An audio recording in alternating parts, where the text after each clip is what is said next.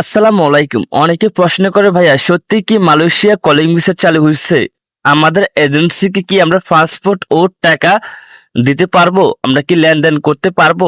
অবশ্যই জানাবেন। হ্যাঁ বন্ধুরা, আজকের এই ভিডিওতে আমি অবশ্যই আপনাদেরকে জানাবো আপনারা আপনাদের এজেন্সির সাথে টাকা লেনদেন করতে পারবেন কিনা, পাসপোর্ট দিতে পারবেন কিনা, কোন কোন এজেন্সিকে দিবেন, অবশ্যই আজকের এই ভিডিওতে আপনাদের সাথে আলোচনা করব। অবশ্যই ভিডিওটা অনেকটা গুরুত্বপূর্ণ, হয়তো ভিডিওটা ছোট কিন্তু অনেকটা গুরুত্বপূর্ণ। ভিডিওটা শেষ পর্যন্ত দেখুন, তাহলে বুঝতে পারবেন। আমাকে প্রথম প্রশ্ন করা হচ্ছে পাসপোর্ট টাকা পয়সা জমা দিতে পারবো কিনা এজেন্সিকে। হ্যাঁ অবশ্যই পারবেন, তবে সরকারি অনুমোদিত রেকর্ডিং এজেন্সি হইতে হবে। বুঝতে পারছেন? আপনি যে এজেন্সিকে দিবেন ওই এজেন্সি সরকারি অনুমোদিত কিনা এটা আপনাকে জানতে হবে। যদি দেখেন সরকারি অনুমোদিত, তাহলে অবশ্যই তাকে কিন্তু আপনি পাসপোর্ট টাকা পয়সা দিতে পারেন।